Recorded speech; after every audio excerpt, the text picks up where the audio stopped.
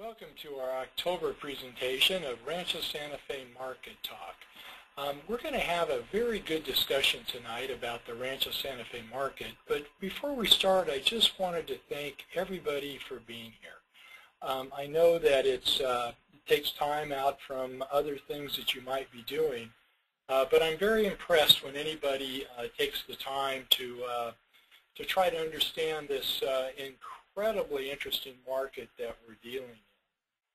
I'm very happy with what I see in this market as far as buyers who are still willing to come to the market.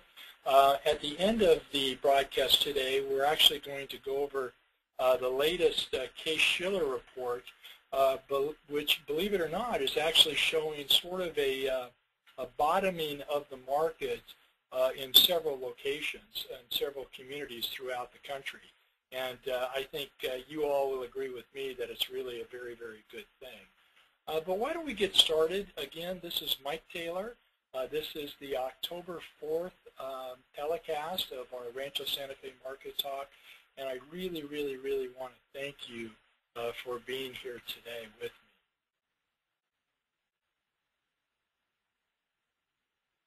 me. Again, as you can see, this is Mike Taylor, and oops, let me get my highlighter here. There we go.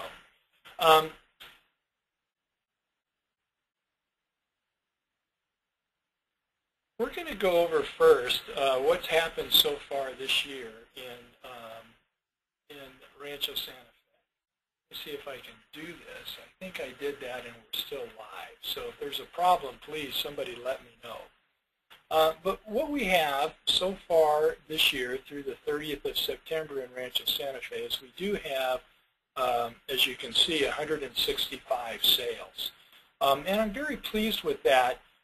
Actually, if I look at it a year ago, it's almost the identical number of sales that we had before. So that I'm very pleased about. It looks like we will end the year right at or just above the 215 sales that we experienced last year.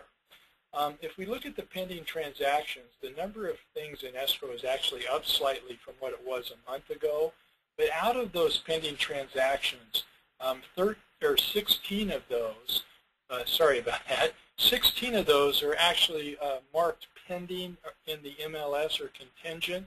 And what contingent typically means is that they're short sales. So it looks like about 1/3 of our current Rancho Santa Fe sales are in fact short sales at the moment. We are seeing some inventory declines in the under $1 million mark right here. And if you look, we only have about a 5-month supply of inventory in the $1 million or less price point. And a $5 million supply is, for all intents and purposes, a stabilized market. And so that's very good news for all of those who are selling in the under $1 million price point. We currently only have 14 active listings. We've closed 23 so far this year. We closed 33. We have 7 in escrow right now. Where we start to get a little dicey just in terms of supply and demand is everything that's over $4 million. Right here. And in this case, between the $4 and $5 million price point, we have about a 47-month supply of inventory compared to last year's absorption. Now, the good news is that we've had 7 in the first 3 quarters of this year. We had 8 sales between $4 and $5 million all of last year. And we do have 2 in escrow, one of which I know is a contingent sale, meaning that it's a short sale. We have the largest number of active listings in this price point at 31 compared to the other price points. But again, compared to last year's number of sales, it's about a 47-month supply of inventory. And another area of a little bit of concern, and that is this over $10 million mark right here. And if you look at it, if you look at the number of sales, we have had no sales in Rancho Santa Fe over $10 million since the year 2008. And we have 10 properties listed right now. It's hard to predict, if it's a 9-year supply of inventory. That means if we can sell one a year, which we have not done for the last 2 3/4 years. Everybody's sort of holding their breath to see if those really, really high-end buyers will come out again. The good news is that in La Jolla, they've actually had 2 sales, one's closed, one's in escrow, of sales that are over $10 million this year. And that's really a good sign to see that that market's picking up. Hopefully ours will too. Let's take a look, now that we're here, let's take a look at the covenant itself. Now, last year we had 70 total sales in the covenant. The first 3 quarters of this year, we've already had 60. We have 8 properties in escrow. Once again, I would suggest that we're going to have at or above the number of transactions in the covenant close escrow this year that we had in the year 2010. But again, the inventory levels get relatively dicey when we get over that $4 million mark. As you can see right here, if I just draw a line, once you get over the $4 million mark, we've got a number of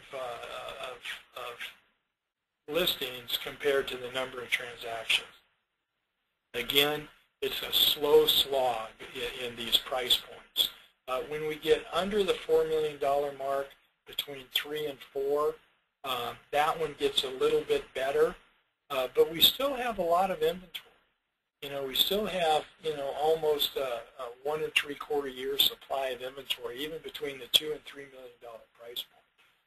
Another very interesting view of this market has to do with the under and over $3 million sales. If we look in the covenant and we go to this year, we've had 46 transactions that have closed under $3 million, and we've had 14 that have closed over $3 million. That's roughly about a 3.5 to 1 ratio. Call it a 3.5 to 1 ratio. 3.5 sales over 3, 1 under 3. But here's where we get a little disconnect in the market, because here our listing inventory that's over $3 million is actually higher than it is under $3 million, even though we've got roughly a 3 or 3.5 to 1 ratio between the under and over $3 million price point. And what does that mean? And that's probably the best question. What it means is that if you're going to sell something over $3 million, you've got a significant amount of competition, and the way that you compete in this market on over $3 million properties is you have to be the best value for the money, because you've got so many more sellers than you have buyers. And if we were going to talk about this in pure economic terms, what that would mean is that we're having, and will continue to have, some downward pressure on pricing as some sellers try to find the price at which the buyers will come and buy their homes. And I wish this were different. If this ratio right here were even, or which would be just a tremendous thing, a 1-to-1 ratio, it would be a great market. They define, just so you know, the National Association of Realtors defines a stabilized pricing market as one that has 4 or 5 months of inventory compared to the number of sales. And as you can see here, at 3 years, that's 36 months, and at 1.1 years, that's about 41 months. So that's about 13 months. So we're not close to a stabilized market yet. We're still going to have some downward pressure on pricing.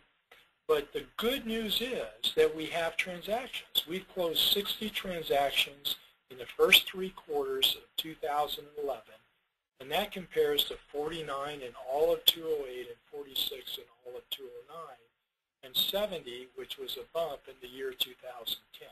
So I cannot be I could not be more pleased with the fact that the number of transactions is holding, and people are still willing to come out and buy a home if they think it's a good value.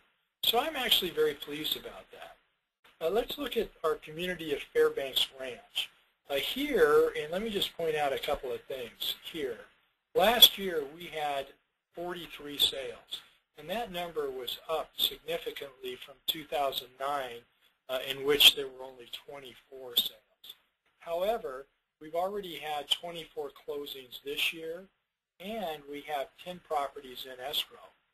For the last 2 months, it's the first time in the history of my looking at these numbers that Fairbanks Ranch has actually had more open escrows than does the Covenant.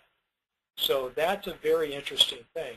However, as you can see, the number of transactions this year, while I know it will be greater than it was in 2009, will probably be somewhere between 206 and 209 in terms of the numbers, but still less than this huge bump in transactions that we had last year at 43.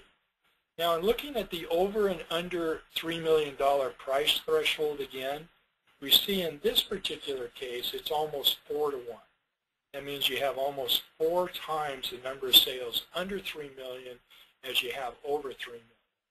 But again, here is sort of a little bit of a disconnect in the listing inventory. You have 15 houses listed under $3 million, and you have 15 houses listed over $3 million.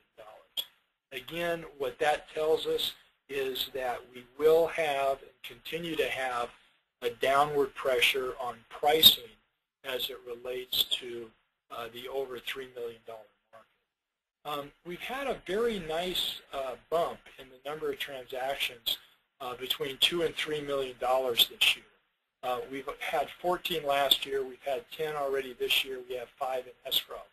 Where we've lost the majority of sales in Fairbanks on a year-over-year basis this year is in the under $2 million price point. Last year we had 18 closings. This year we've only had 9. If you were to add 9 to the 24, you'd already be up to 33. We would be tracking. So really, last year was the year where you had a lot of product that came on and sold at the lower prices. And even though we have had 9 closings this year, it is not tracking to what it was last year. So again, what we're going to see on the over $3 million is continued downward pressure on pricing. Let's move to the community of the Bridges. And here, as most people know, the Bridges has 3 different types of homes that were built in the Bridges. They have the villas, which there were 59 of them built. They have the Cortials, of which there were 44 of them built. And the balance of their 234 home sites total right now are custom home sites. And here we've actually had 4 villa sales that have closed this year. We have 1 in escrow right now. And that's the most sales we've had really since the year 2008. If this one closes, we'll actually end up with more villa sales than the community's had since 2007. So that's a very good thing. Now, from a pricing perspective, however, if you notice that 3 of those 4 sales have been under $2 million, whereas if you go back to the year 2007, out of the 7 sales, 5 of those sales were actually over $2 million. So you have had downward thrust in pricing. That downward pressure on pricing has led this year to more absorption or more sales. And then on the Cortial side, we've only had 2 closings this year. There are none in escrow right now. And 2, looks like this may be the lowest year in terms of the number of Cortial sales since the community first started to market the Cortials. There are 4 Cortials listed right now. There are 6 villas listed, and so there are nice choices for buyers to choose from. Then we go to the custom home site, and this is where things again look a little stagnated.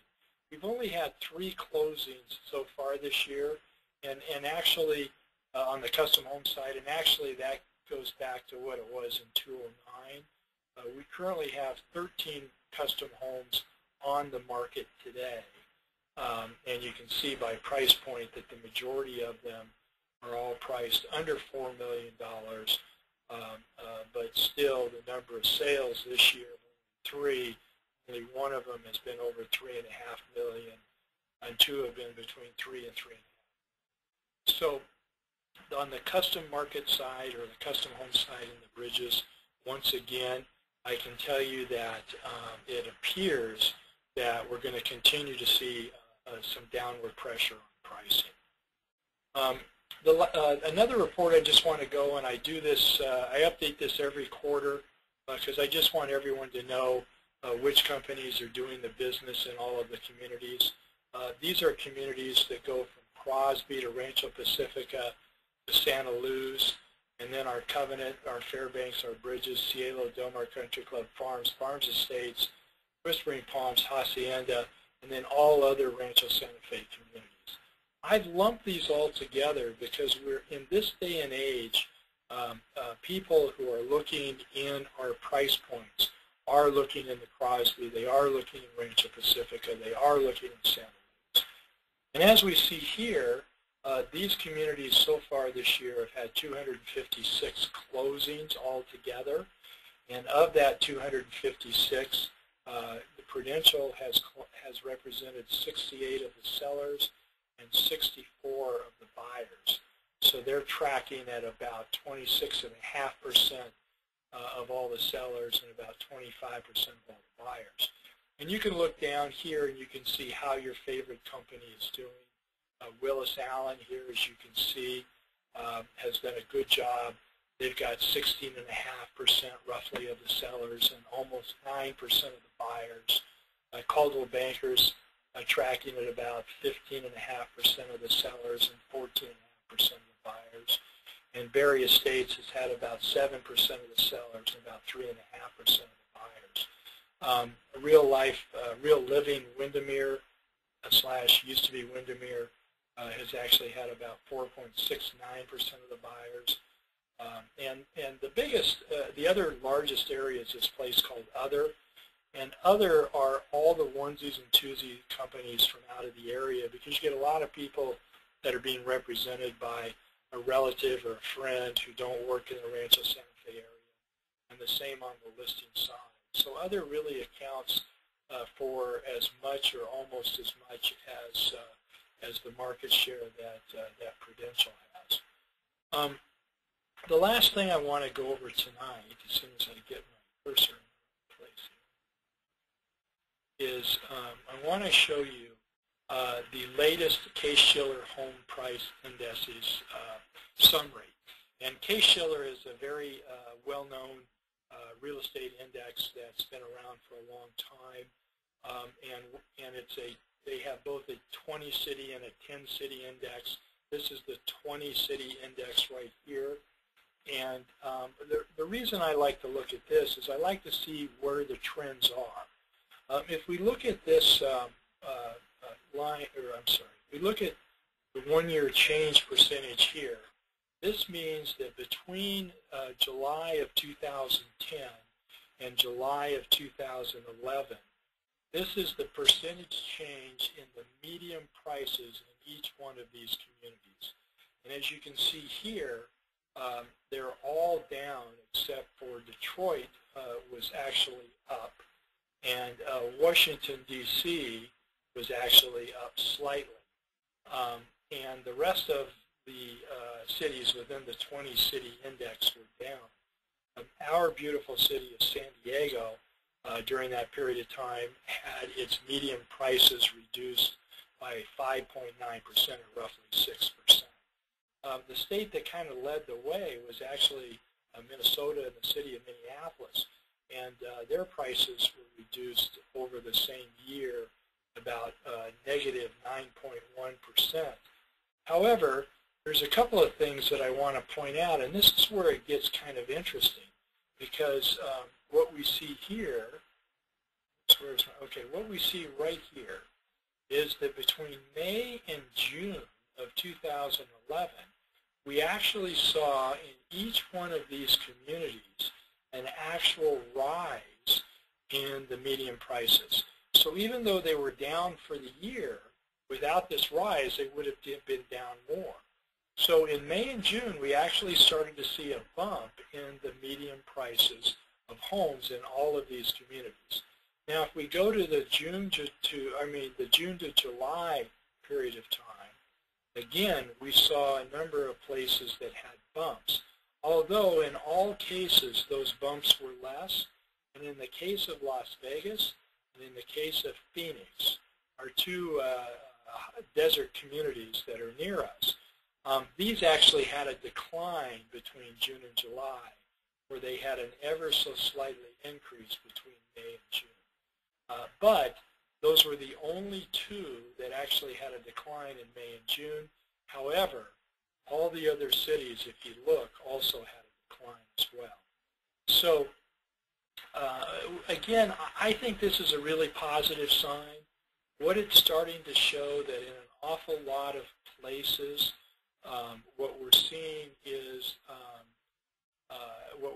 now is the fact that a lot of this pricing or median prices has hit the bottom, and they are starting to bounce off of that just a little bit.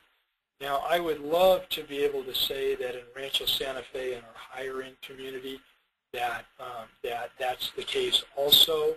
However, as you can see from what we presented a little earlier, the level of listing inventory is actually precluding us from having any sort of major bump in the median prices. And as a matter of fact, the listing inventory compared to the number of sales is actually large enough that it's still having a negative impact on pricing. So again, just hang on. It is going to get better. I would suggest that we still have a little ways to go in terms of hitting the bottom on price points. I think under 2 million, we've certainly hit the bottom on price points. Under 3 million, we're at or getting really near the bottom on price points. And over 3 million, unfortunately, we still have a way to go. So anyway, I just want to thank you. In wrapping up, I just want to say, you know what? We're all in this together. We are going to get through this. We are getting through this. We're getting through this as successfully as we can. And I'm very happy that some of the signs are in all of our favors. I want to thank you again for taking the time to be here with me tonight. I hope you found it helpful. If you ever can think of anything to ask me, or if you'd like to have me include anything in this presentation, please give me a call and let me know what you would like to see. You can reach me at my office at 756-5120, or you can email me at mike@michaeltaylorgroup.com. Anyway, thanks again for being here. I hope you found it helpful. I hope you have a great evening. I hope I have great news to report this next month if we can continue to see some trends of lower inventories and rising median prices in the CaseShiller index. It's just a very good sign. Take care and have a great evening. Bye-bye now.